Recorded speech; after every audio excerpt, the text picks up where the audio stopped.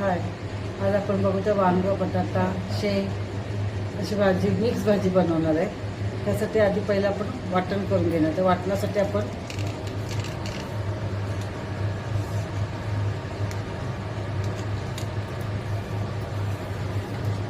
कढई तापत ठेवलेली आहे. थोडासा ओला खोबरा, एक नारळ मी ओला खोबरा घेतलाय.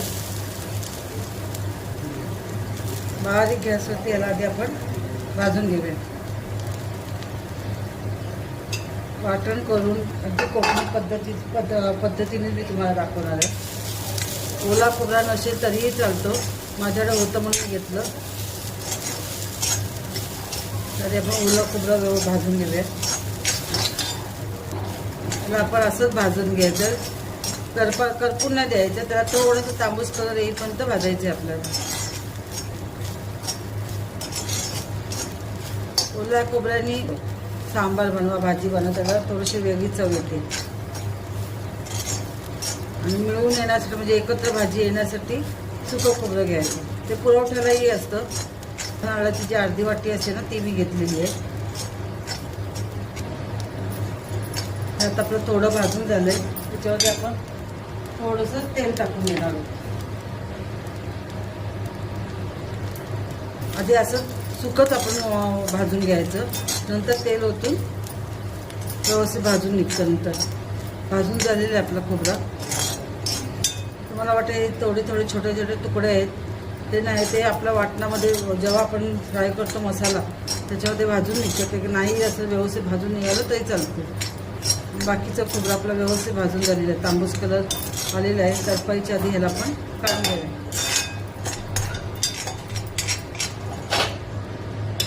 ओला खोबरा भाजून झाला तर आपण सुका खोबरा भाजून घेतो. त्यालाही असंच आपण तांबूस कलर येईपर्यंत भाजून घेणार आहोत. सुका खोबरा असल्यामुळे ते पटकन भाजून जातं. तर खोबरा भाजायला कमीत कमी 2 ते 3 मिनिटं लागतात.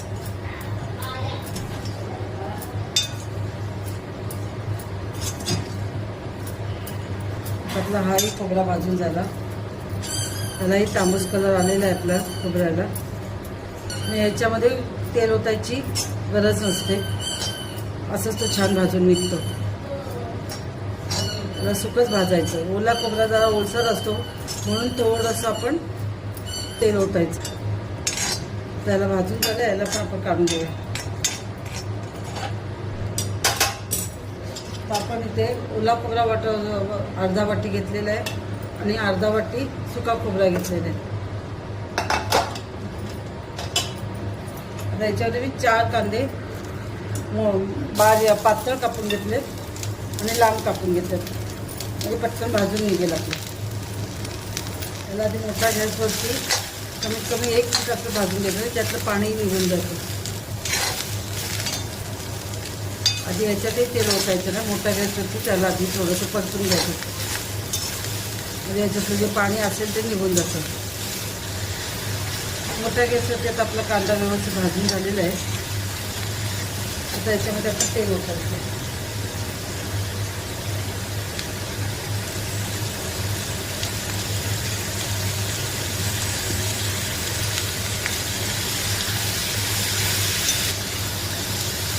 तेल ओतल्यावरही त्या थोडं वेळ मोठा गॅस ठेवायचा. थोडंसं परतून झाल्यानंतर आपण गॅस कमी करायची.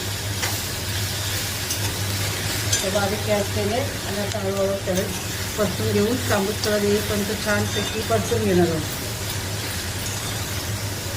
तर कांदा भाजताच आपण लसूण टाकणार आहोत. आलं असेल आलंही कापून टाका. तर याच्यामध्ये वाटणामध्ये आलं लसूण असेल तर आपल्या ज्या भाजीमध्ये आपण आलं लसणाची पेस्ट टाकतो ती नाही टाकली तरी चालते. लसूण टाकून झाली, त्याच्यावर आपण कढीपत्ता टाकणार आहे. कढीपत्ता आपण फोडणीत टाकतो. कधी कधी आपल्याला कढीपत्ता नसतो तर आपण टाकत पण नाही. आणि आपण फोडणीत टाकतो ते मुलं काय करतात ते काढून टाकतात. पण कढीपत्ता कळलं तर छान आहे आपलं त्याच्यासाठी. म्हणून मी वाटण करतानाच कढीपत्ता टाकतो. कढीपत्ता टाकल्यानंतर खूप सुंदर वास येतो भाजताना कांदा. आपला कांदा व्यवस्थित फ्राय झालेला आहे.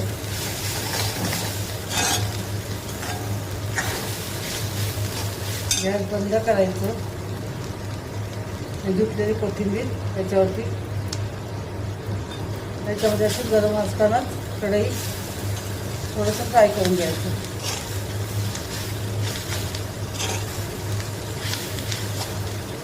वाटणात कोथिंबीर असली आणि वरतून भाजणीमध्ये आपल्याला टाकायला नसली तरी चालते.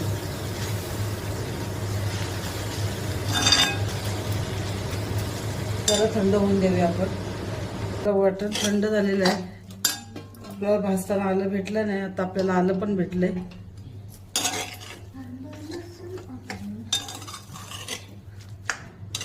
आता आपण हे वाटून घ्यायचे. पेस्ट करताना पण आपल्याला एक काम करायचं आहे, ओला खोबरा लगेच वाटून म्हणजे पटकन बारीक होत नाही, म्हणून पहिलं आपण ओला खोबरा वाटून घेणार आहोत. ह्याला थोडंसं बारीक करून घ्यायचं, नंतर आपण सुकं खोबरं टाकून घेणार. आता आपलं ओला खोबरा वाटून झालंय बारीक असं. ह्याच्यावर आता आपण सुका खोबरा घेणार आहोत. जेवढं कमी पाणी घेता येईल ना वाटणारा, तेवढं कमी पाण्यात वाटायचं आपल्याला. तर वाटून घेऊया खोबऱ्याचं. आता आपण बऱ्यापैकी आपलं बारीक झालेलं आहे. आपल्याला थोडंसं आपण साईडला काढून घ्यायचं. जर तुम्हाला बिना पाण्याचं करून जर वाटण करायचं असेल ना, तर हे आता साईडला काढून घ्यायचं. आता हे आपण हा जो कांदा, लसूण, कढीपत्ता वगैरे घेतलेला आलं वाटून घ्यायचं.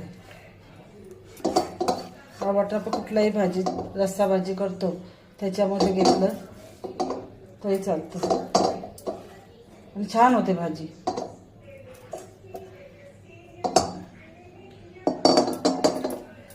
आता आपण नुसतं कांदा आणि हे जे घेतलेलं आहे ते वाटून घेऊया.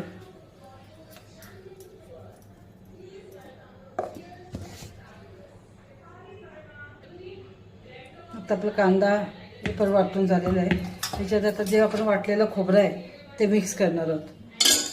याच्यात लागलं तर थोडं थोडं पाणी टाकून पण बारीक करायचं, नाहीतर सुकत असं बारीक करायचं असेल तर सुकत बारीक करून घेतलं तरी चालेल. तर मला वाटण थोडंसं बारीक लागतं, जाडसं वाटण नाही जमत मला, म्हणून मी थोडंसं पाणी टाकून रस करते. त्याला आपण परत एकदा वाटून घेऊया. आता आपलं इकडे वाटण होईपर्यंत आपण फोडणी देणार आहोत. हे आपलं फ्रेश वाटण आहे. आपण ह्या वाटीवर एक वाटाणा घेतलेला, त्याच्यात एक बटाटा घेणार आहे, एक वांगं घेणार आहे, शेंगा घेतलेल्या आहे शेवगाच्या ते घेणार आहे.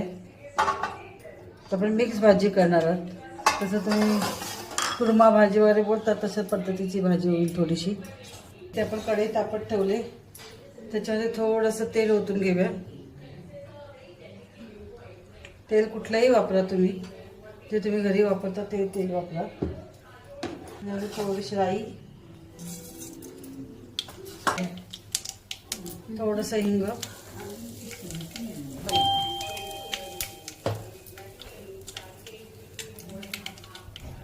कांदा,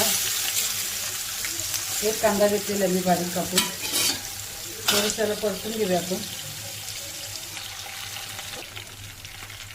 कांदा परतून झाला, थोडीशी हळद टाकून घेऊया. त्याच्यात धुतलेला वाटाणा,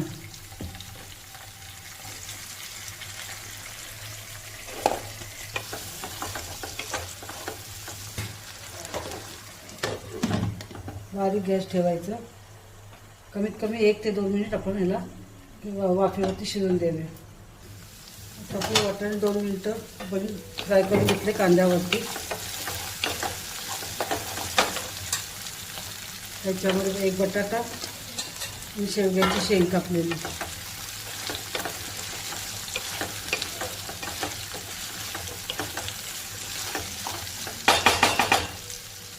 वाटाण्याला शिजायला वेळ लागतो आणि हे शेंग आणि बटाटा थोडंसं लवकर शिजतं. आणि ह्यालाही आता थोडंसं आपण कांदा परतून घेणार.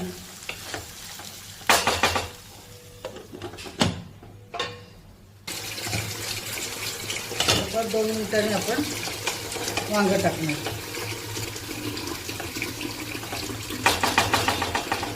ते 1 ते 2 मिनिटासाठी आपण परत याला झाकण ठेवणार आहोत. झाकण काढून आपलं परतून झाले. थोडंसं आपला जो साठवणीतला मसाला असतो तो 1 चमचा, जसं तुम्ही तिखट खाता ना तसं टाका. कलर येण्यासाठी 1 अर्धा चमचा काश्मीरी लाल पावडर टाकणार आहे. थोडंसं कलरही छान येतं.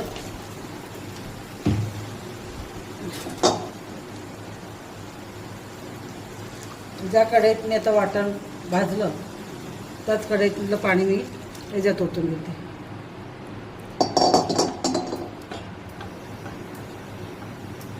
थोडंसं 1 ते 2 मिनिटासाठी याला असं परतून घेऊ आपण मोठ्या गॅसवरती.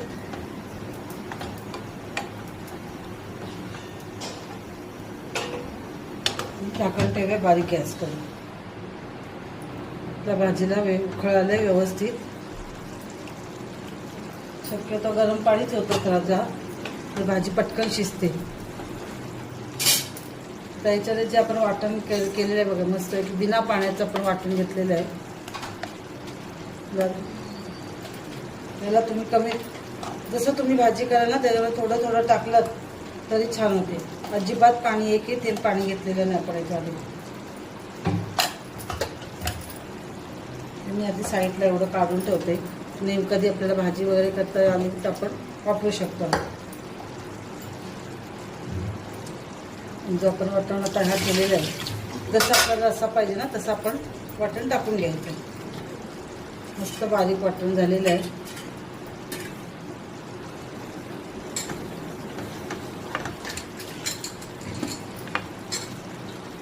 त्याच्यामध्ये साधारण मी 1 कप गरम पाणी घेतलेलं आहे.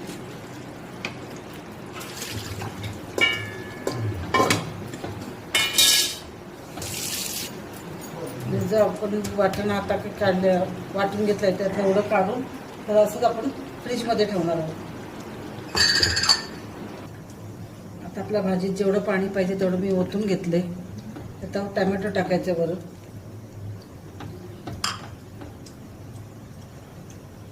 थोडासा गरम मसाला. तुमच्याजवळ मसाल्यामध्ये गरम मसाला जास्त असेल तर नाही टाकलं तरी चालेल. गूळ थोडंसं आणि चवीपुरतं मीठ. तर ह्या भाजीला आपण थोडंसं टॅमॅटो मसाला वगैरे शिजेपर्यंत आपण उकळ येऊन देणार आहोत. झाकण ठेवूया आणि गॅस बारीकच ठेवूया.